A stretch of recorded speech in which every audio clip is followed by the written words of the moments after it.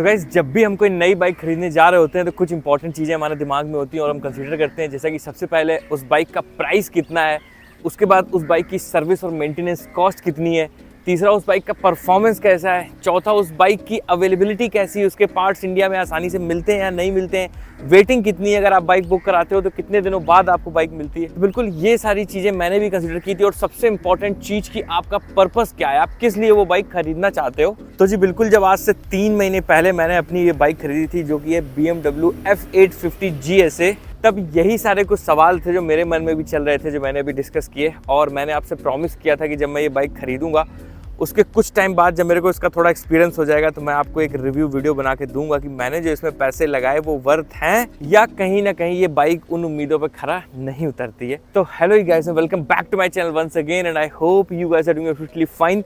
तो आज हम बात करेंगे अपनी BMW F850 GSA के बारे में, एक एक चीज बात करेंगे और साथ ही साथ बताएंगे क्यों ये मैंने बाइक खरीदी और क्यों जो बाकी दो बाइक्स थी मैं आपको बता देता हूँ। एक तो Triumph tiger 900 rally pro and the second is Africa twin manual. वो दोनों बाइक्स मैंने क्यों नहीं खरीदी, क्योंकि मेरा मेन कंपैरिजन वही इन तीन बाइक्स का ही था। और क्यों मैंने ये बाइक खरीदी, क्या इसमें अच्छा है, क्या इसमें अच्छा मेरे को नहीं लगा, क्योंकि अब मैं बताता हूँ मैं कितना चला चुका हूँ।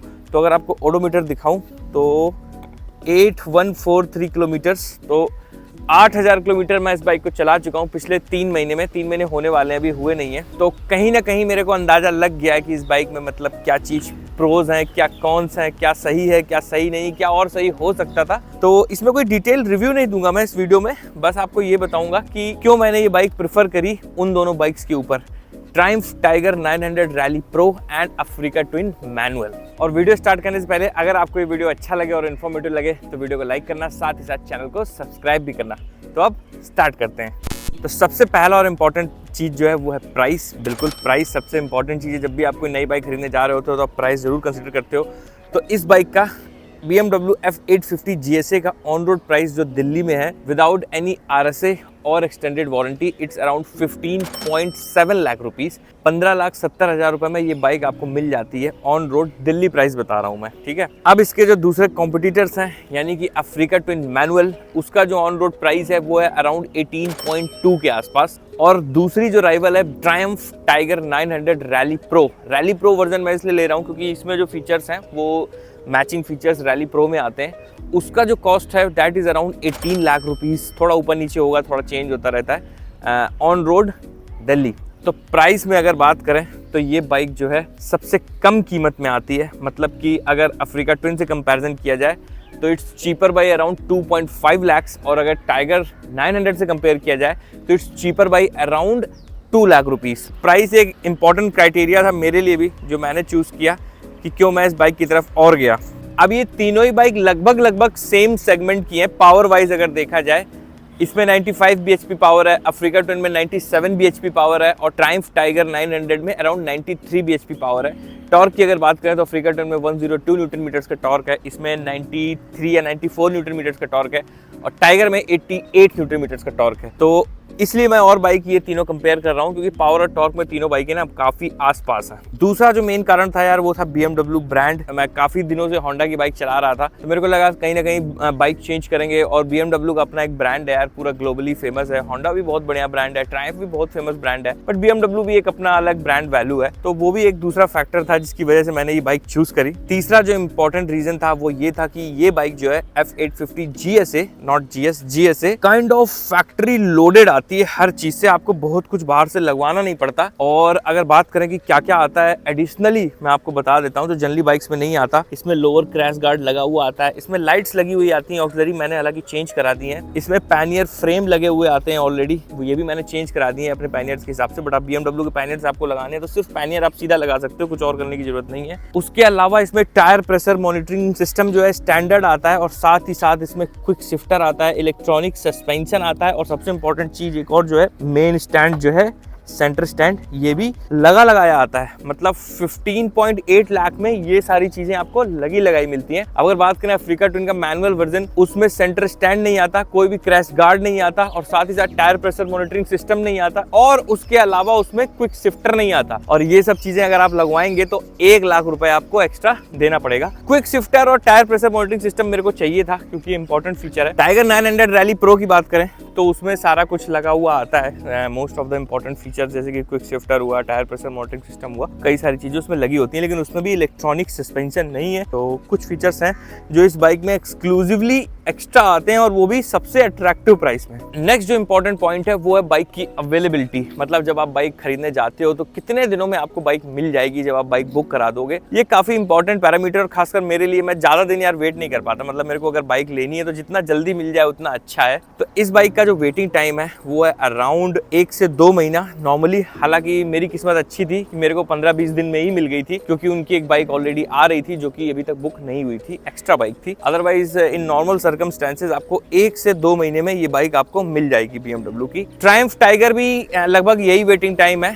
थोड़ा जल्दी मिल सकती है, थोड़ा लेट हो जाता है, बट रैली प्रो मॉडल जो है जनरली ऑर्डर पे आता है और 1 से 2 महीना उसमें भी डिलीवरी टाइम लग जाता है। लेकिन अगर अफ्रीका ट्विन की बात करें तो उस बाइक की अवेलेबिलिटी इंडिया में एक बड़ा कंसर्न है, आजकल मिलती ही नहीं है यार। मतलब पता नहीं क्या कारण है, शायद नया मॉडल जो BS6 फेज 2 के हिसाब से वो मॉडिफाई कर रहे हैं। 2023 मार्च से उनकी बाइक अवेलेबल नहीं है इंडिया में अफ्रीका ट्विन, और रूमर्स की अगर बात करें तो शायद 2024 में अपडेटेड मॉडल आएगा तब मिलेगा। 1 साल मेरे हिसाब से बहुत ज्यादा टाइम है यार वेट करने के लिए, तो वो भी एक इंपॉर्टेंट फैक्टर था कि अफ्रीका ट्विन मैं कंसीडर कर भी रहा था लेकिन वो अवेलेबिलिटी ही नहीं थी, तो आप लोगे कैसे। नेक्स्ट इंपॉर्टेंट जो पॉइंट था वो था इसके लुक्स और इसका जो ये कंसोल है, मैं आपको दिखाता हूँ। BMW का जो कंसोल है ये सबसे अच्छे कंसोल्स में से, मतलब मेरे को सबसे ज्यादा सही लगा तीनों बाइक्स में से, सबसे ज्यादा क्लियर दिखता है, बहुत ही मतलब डायनेमिक कंसोल है, बड़ा अच्छा लगता है देखने में। और बाइक के लुक्स भी यार काफ़ी अच्छे हैं, मतलब मेरे को पसंद आई थी बाइक जब मैंने देखी थी। तो ये एक और कारण था जिस वजह से मैं इस बाइक की तरफ थोड़ा सा इंक्लाइन हुआ, क्योंकि मैं ब्लॉगर हूँ तो मेरे को यार ऐसा डिस्प्ले चाहिए जो आप लोगों को भी कैमरे में बहुत अच्छा दिखे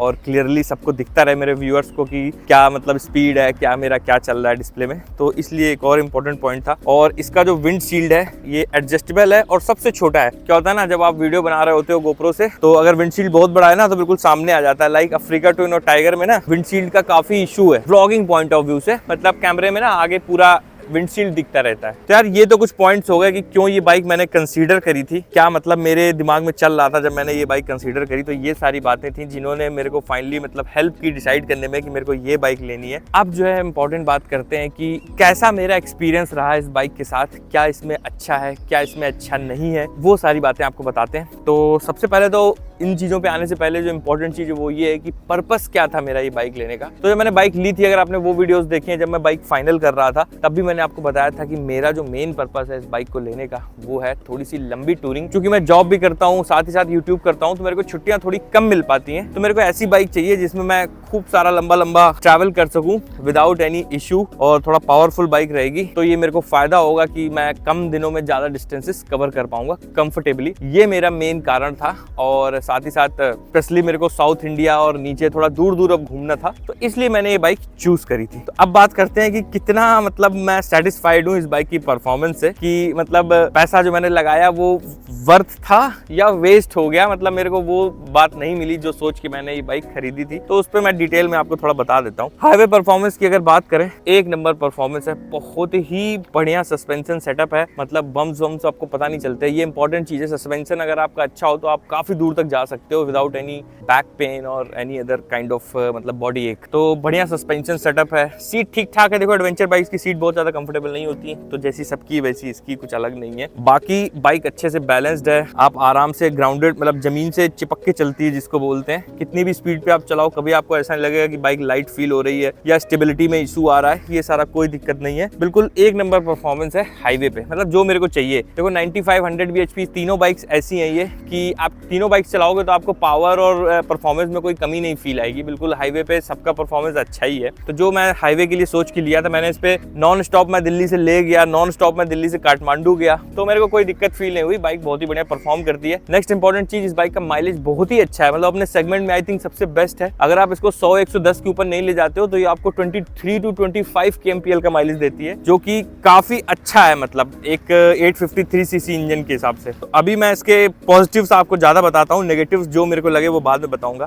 नेक्स्ट जो पॉजिटिव पॉइंट है वो ये है कि इसकी जो सर्विस है और जो पार्ट्स अवेलेबिलिटी है वो काफी ईजी है, मतलब आपको आसानी से पार्ट्स मिल जाते हैं। BMW इन सब चीजों में काफी सही है, पार्ट्स में ज्यादा दिक्कत नहीं है, सर्विस आराम से आपकी हो जाती है, 2-3 घंटे में सर्विस आपकी कंप्लीट हो जाती है। हालांकि ये होंडा और ट्रायम्फ में भी नहीं है, वहाँ भी सर्विस आपकी अच्छी हो जाती है और मतलब पार्ट्स भी इजीली अवेलेबल है। वैसे तो ये एडवेंचर सीरीज की जो बाइक्स हैं like Africa twin, BMW and Triumph, ये सारी आपकी ऑन रोड ऑफ रोड दोनों तरह के टेरेन्स के लिए परफेक्टली डिजाइंड है। बट चूंकि ये बाइक्स हैवी होती हैं तो ऑफ रोड करने में आपको थोड़ी सी प्रॉब्लम आती है, मैं इस चीज में भी डिटेल में डिस्कशन करूंगा। और स्पेशली जब आपको रोड टायर्स मिलते हैं, नाम इस बाइक का एडवेंचर है बट इसमें रोड टायर्स दिए गए, आई डोंट नो व्हाई। अगर ऑफ रोड टायर्स देते या 70-30 वाले सेटअप वाले टायर्स देते तो थोड़ा बेटर रहता। लेकिन अफ्रीका ट्विन में भी, टाइगर का मेरे को पता नहीं, बट अफ्रीका ट्विन में भी कंपनी से ही ये टायर्स ही लग के आते हैं, रोड टायर्स। तो अगर मैं रोड कैपेबिलिटीज की बात करूं तो मैं अपने डिसीजन से पूरी तरीके से सेटिस्फाइड हूं, मतलब मेरे को कभी नहीं लगा कि मैंने ज्यादा पैसे खर्च दिए या कुछ कर दिया। आपको परफॉर्मेंस मिल रही है, आपको कंफर्ट मिल रहा है तो वो चीज ठीक है, और हाईवे पे आप इस बाइक को कितना भी चला सकते हो, कोई दिक्कत नहीं है। अब बात करते हैं ऑफ रोड कैपेबिलिटीज की। जो लोग मेरे व्लॉग्स देखते हैं उन्होंने देखा होगा कि लद्दाख में मैं इस बाइक में ना 3 पैनियर्स लगा के गया था और बहुत ज्यादा वेट हो गया था बाइक का। तो जंस्कार में मेरे को थोड़ा सा दिक्कत हुआ था चलाने में इसको, क्योंकि इतना हैवी था, और जब प्रॉपर ऑफ रोड हो तो आपको थोड़ा सा ट्रेनिंग चाहिए होता है अच्छा सा। और चूंकि मेरे लिए बाइक बिल्कुल नई थी तो मेरे को उतना एक्सपीरियंस नहीं था, तो उस टाइम मेरे को लगा कि कहीं ना कहीं यार बाइक हैवी है ऑफ रोड के हिसाब से, और एक्चुअली में हैवी है। ये इन बाइक्स का नेगेटिव है। अगर इस बाइक के कर्व वेट की बात करूँ तो अराउंड 248 kgs का वेट है। अफ्रीका ट्विन का भी 248 kgs का वेट है। यहाँ पे टाइगर बिल्कुल क्लियर विनर है, उसका जो कर्व वेट है 900 सीसी वाले का अराउंड 200 kgs है, 197-198 kgs। तो ये एक बहुत इंपॉर्टेंट चीज है, जो कि ये दोनों बाइक्स भारी हैं, टाइगर हल्की है, तो उतने वेट के साथ ना इसमें ऑफ रोड अगर आप करोगे तो थोड़ी सी दिक्कत जो है आती है। और लेकिन जब बाद में मैंने सेटअप चेंज किया, जब मैं नेपाल गया अभी लेटेस्ट, तो मैंने ना पैनियर्स निकाल के मैंने ट्रेल बैग लगाया, वेट थोड़ा मैंने कम किया, तो मेरे को इमीडिएटली काफी चेंज फील हुआ, मैं आराम से ऑफ रोड कर पाया। तो देखो, इन हैवी बाइक्स को कहते तो हैं कि ऑफ रोडर है, बट कहीं ना कहीं इनकी ऑफ रोड कैपेबिलिटीज जो है ना वो थोड़ा सा लिमिटेड होती है। आप उतना अच्छा ऑफ रोड शायद नहीं कर पाओ जितना आप एक लाइट बाइक पे कर लोगे, तो ये पॉइंट है। और ये आप एक नेगेटिव भी बोल सकते हो, बट डिपेंड करता है कि आपका पर्पस क्या है। अगर आप बिल्कुल हैवी ऑफ रोड के लिए खरीद रहे हो तो ये बाइक्स आप थोड़ा सा अवॉइड करो। बेटर है आप लाइट बाइक्स पे जाओ, जैसे कि आपकी हीरो की एक्सपल्स हो गई, होंडा की CRF 300, हालांकि वो इंडिया में मिलती नहीं है, तो लाइट बाइक आप लो थोड़ा सा, लाइक हिमालयन या CV500X, तो उसमें आसानी रहेगी आपको। बाकी मॉडरेट ऑफ रोड करना है और हाईवे पे चलना है तब ये बाइक्स आपके लिए सूटेबल है। तो ये तो पहली लिमिटेशन हो गई। बाकी प्रोस तो मैंने सारे बता दिए कि मेरा मतलब डिसीजन कैसा रहा। अब अगर थोड़े से नेगेटिव्स की बात करें इस बाइक में, बाकी दो बाइक से कंपैरिजन में, पहला है इसका मेंटेनेंस कॉस्ट। इस बाइक में मतलब BMW सभी जानते हैं कि इसकी सर्विस जो है थोड़ी सी महंगी है compare to Honda and Triumph. मतलब अगर उनमें आपके 10,000 रुपए खर्च हो रहे हैं तो इसमें आपके 13-14 हज़ार रुपए खर्च होंगे, तो ये एक इम्पॉर्टेंट चीज है। तो सर्विस इसकी महंगी है, पार्ट्स काफ़ी महंगे हैं, मतलब आप विश्वास नहीं करोगे, ये लाइट्स मेरे यहाँ एक फ्रेम में लगी थी, वो फ्रेम टूट गया, तो जस्ट एक मेटल का फ्रेम है लोहे का, and it was costing around 16,000 rupees. तो पार्ट्स इस बाइक के महंगे हैं, लाइक इसके ब्रेक पैड्स जो हैं वो अराउंड 6-7 हज़ार रुपये के हैं, एयर फिल्टर इसका 3,000 रुपये का है। तो मतलब अगर सर्विस और मेंटेनेंस के कॉस्ट की बात करें तो बाइक थोड़ा सा एक्सपेंसिव है, और ये इसका डाउन साइड आप बोल सकते हैं, मतलब खर्चा आता है इसमें, ऐसी बात नहीं है। तो सर्विस और मेंटेनेंस के पॉइंट से बात करें तो थोड़ा सा महंगा है ये बाकी दो बाइक्स के कंपैरिजन में। क्योंकि ये मेरा मेन पॉइंट ये था कि चूंकि ये अफ्रीका ट्विन से जो मेरे को सेटअप चाहिए था उसमें 3 लाख रुपए सस्ती है। 3 लाख रुपीज बहुत होते हैं यार, मतलब अगर इसका सर्विस कॉस्ट ज्यादा भी है ना तो भी वो 3 lakh rupees over the period of 3-4 years मैं मतलब बैलेंस नहीं कर पाऊंगा। और ट्रायम्फ टाइगर भी इससे 2 लाख रुपए महंगी थी, तो वहाँ मेरे को कहीं ना कहीं एडवांटेज मिल गया कि प्राइस कम था। तो अगर मेंटेनेंस थोड़ा ज़्यादा भी लग रहा है तो वो मेरे लिए इशू नहीं है। तो ये कुछ एक नेगेटिव्स थे जो मेरे को इस बाइक में लगे बाकी दोनों बाइक के कंपैरिजन में। और तो मतलब बाइक थोड़ा हैवी है और सर्विस एंड मेंटेनेंस कॉस्ट थोड़ी ज़्यादा है, लेकिन प्राइस इस बाइक का कम है। ओवरऑल अगर बात करूँ कि मैं इस बाइक से सेटिस्फाइड हूँ कि नहीं हूँ, तो मैं बहुत ज़्यादा सेटिस्फाइड हूँ, और जो मेरा पर्पस था वो पूरी तरीके से फुलफिल हो रहा है। और इस साल मैं बहुत ज़्यादा घूमने वाला हूँ इस बाइक पे। कुछ परेशानियां भी मेरे को इस बाइक्स में आई, मतलब मैं वो भी क्लियरली आपको बताता हूँ। मैंने एक बार पानी में बाइक काफ़ी चला दी थी, अगर आपने व्लॉग देखा हो तो बाइक के एयर फिल्टर में थोड़ा सा पानी चला गया था, काफ़ी हाइट तक पानी आ गया था यहाँ तक, तो बाइक ना स्टार्टिंग में दिक्कत देने लगी थी, स्टार्ट नहीं हो रही थी, बंद हो रही थी, स्टार्ट हो रही थी। हालांकि थोड़ी देर बाद स्टार्ट हो गई थी, बट मैं डर गया था। फिर मैं सर्विस सेंटर ले गया, तो वहाँ मेरे को पता चला कि एयर फिल्टर में थोड़ा सा पानी मतलब डैम्प हो गया, मॉइस्चर आ गया था, तो वो सब मैंने चेंज कराया। तो हालांकि ये प्रॉब्लम नहीं है, प्रॉब्लम ये थी कि पानी में चली गई, तो बाइक की उसमें ज़्यादा गलती नहीं है, काफ़ी ज़्यादा पानी में बाइक डूब गई थी काइंड ऑफ। दूसरी एक प्रॉब्लम मेरे को ये आई थी अभी नेपाल सीरीज़ में, इस बाइक में ना ऑक्सिलरी लाइट के लिए एक मेटल का फ्रेम लगा होता है, तो वो फ्रेम यार टूट गया। तो ये थोड़ा सा अनएक्सपेक्टेड था।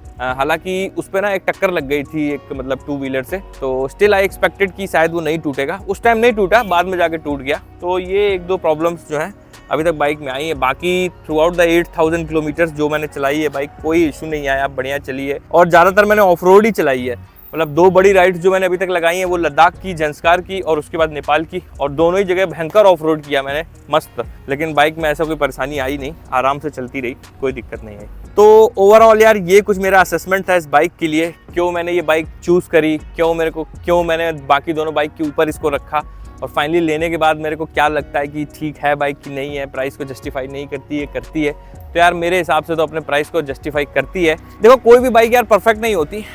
जब भी आप कोई बाइक लेते हो तो उसमें आपको 100% आपकी सारी चीज़ें नहीं मिलती, कुछ ऊपर रहता है, कुछ नीचे रहता है। जैसे इस बाइक में परफॉर्मेंस है, ब्रांड वैल्यू है, प्राइस कम है, तो इसका सर्विस और मेंटेनेंस थोड़ा सा ज़्यादा है। अफ्रीका ट्विन लोगे आप तो लोगे कैसे, पहले तो यही दिक्कत है, अवेलेबिलिटी नहीं है। और चलो अगर आपने ले ली तो वो उसका प्राइस ज़्यादा है, लेकिन उसका सर्विस कॉस्ट और मेंटेनेंस कम है, और दैट होंडा की रिलायबिलिटी बहुत ही अच्छी है। Same goes with tiger. Tiger में भी अगर आप लोगे तो कुछ फीचर्स नहीं है जो इसमें एक्स्ट्रा है, उसका प्राइस ज़्यादा है। तो मतलब आपको ना एक बैलेंस बनाना होता है कि कौन सी बाइक आपके लिए सूटेबल रहेगी, और फिर उस हिसाब से आप डिसीजन लेते हो। तो ये कुछ मेरा रिव्यू था। बहुत सारे लोग मेरे से कंटिन्यूस बोल रहे थे कि आपने बताया नहीं, मैंने प्रॉमिस किया था कि मैं वो वीडियो बनाऊंगा जिसमें मैं बताऊंगा कि क्यों मैंने ये बाइक चूज़ करी। तो आई होप आपको क्लैरिटी मिल गई होगी कि क्या मेरा थॉट प्रोसेस था जब मैं बाइक फाइनल कर रहा था, और जो लोग स्पेशली वो लोग जो बाइक खरीदना चाह रहे हैं इस सेगमेंट की, उनको थोड़ा हेल्प भी मिलेगा कि जब आप बाइक चूज़ कर रहे होते हो तो क्या मतलब इम्पोर्टेंट रहता है, और तीनों बाइक्स में क्या अच्छा है क्या नहीं अच्छा है, तो वो सारी चीज़ें। तो आई होप आपको सारी इंपॉर्टेंट इन्फॉर्मेशन मिल गई होगी, और ये भी पता चल गया होगा कि मैंने क्यों ये बाइक फाइनल करी। तो ठीक है, फिर इस वीडियो को अब यहीं ख़त्म करते हैं। आई होप आपको वीडियो पसंद आया होगा।